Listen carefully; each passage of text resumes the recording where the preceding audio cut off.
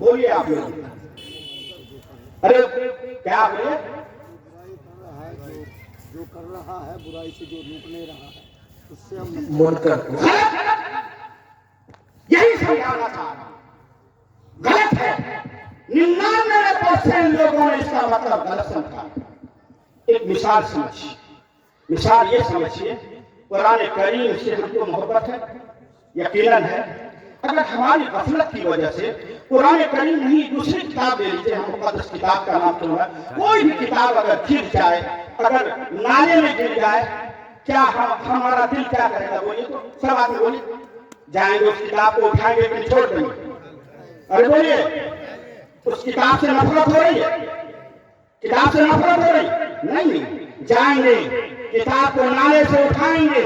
اٹھانے کے بعد دھوئیں گے اور دھونے کے بعد سکھائیں گے اور سکھانے کے بعد خوشبو لگائیں گے. خوشبو لگانے کے بعد تاکوں میں اس کو سجائیں گے. تاکوں میں سجائیں گے.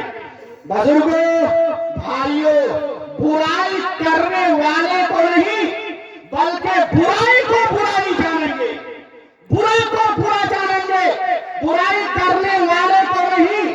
جس طرح سے اس کتاب مقدس سے ہم نفرت نہیں کر رہے ہیں بلکہ گندگی سے نفرت کر رہے ہیں کتاب سے نفرت نہیں کر رہے ہیں اسی طرح سے ہم برائی کرنے والے سے نفرت نہیں کریں گے اور برائی سے نفرت کریں گے. جناب نبی کریم صلی اللہ علیہ وسلم کی سنت یہی ہے. ایک یہودی کے بیمار کے عیادت میں جاتے ہیں. ایک یہودی کا جنازہ آتا ہے. آپ صلی اللہ علیہ وسلم اس کے لیے کھڑے ہوتے ہیں. انسانیت کی بنیاد پر تو آپ کے سمجھ میں اگر انعام الباری سے ادارے چلانے میں اگر غلطی ہو رہی ہے رات کی تنہائی میں ہم اٹھیں گے اور اٹھ کر کے جائیں گے اور انعام الباری کو کہیں گے, مولانا نوشاد کو کہیں گے, قاری فیاض کو کہیں گے میرے بھائی آپ سے غلطی ہو رہی ہے. خدا کی قسم کھا کے کہتا ہوں اصلاح کا یہ طریقہ رہا تو پھر ایسی صورت میں اصلاح ہوگی. ورنہ ہمارا اصلاح کا طریقہ جو چوک پر بیٹھ کر کے اعلان کرنے کا ہے کہ محترم صاحب چور ہے, محترم صاحب ڈکیت ہے, محترم صاحب خیانت کرنے والے لوگ ہیں.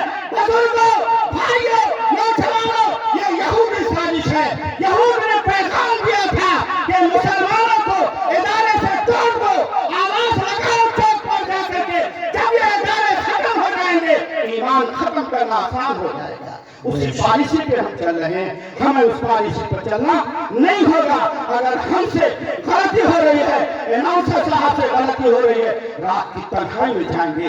جناب نبی حضرت مولانا الیاس صاحب رحمۃ اللہ علیہ ایک موقع سے ایک بے داڑھی والے شخص کے ساتھ کھانا کھا رہے ہیں اور کئی مہینے تک کھایا.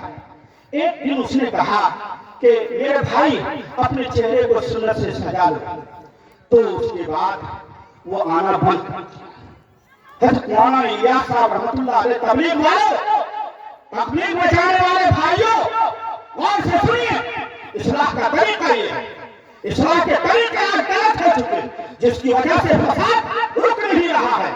اصلاح کا طریقہ صحیح طریقہ اپنانا چاہیے.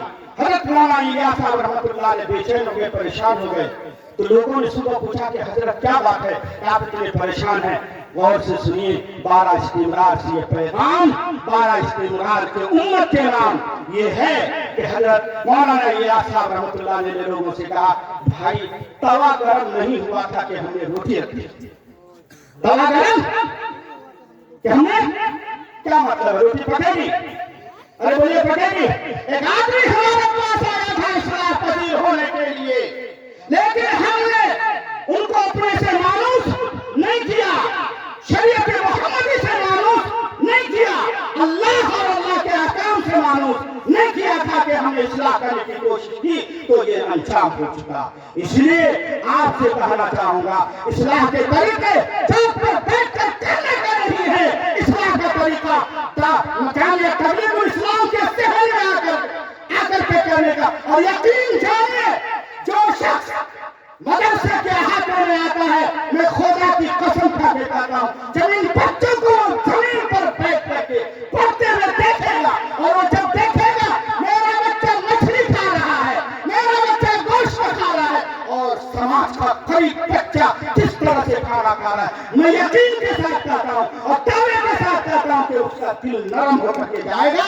इसलिए बड़ा इस्तेमाल वालों, अगर आपको अपना दिल नरम करना है, अगर आपको अपने बच्चों से मोहब्बत करनी है, अगर आपको अपने बच्चों को भगवान चाहना है, तो समाज से गरीब बच्चों के भी कभी आकर के देख लीजिए, तो फिर अपने बच्चों से मोहब्बत बढ़ जाएगी। अपने बच्चों के साथ साथ समाज के इस गरीब बच्चा को बढ़ाने की हिम्मत होगी। क्या आप हम करेंगे इंशाअल्लाह? कैसे करेंगे इंशाअल्लाह। इन्हीं चंद पैगाम के साथ फिर एक मर्तबा हम ये कहना चाहेंगे, सुन्नत नबवी हमारी ये है। अल्लाह के रसूल सल्लल्लाहु अलैहि वसल्लम एक मौके से ये क्यों पैगाम दे रहे हैं, एक मौके से ईद के लिए जा रहे थे, एक बच्चा रो रहा था, हजरत हसन कंधे पे बैठे हुए थे, हजरत हसन कंधे पे बैठे हुए थे। आप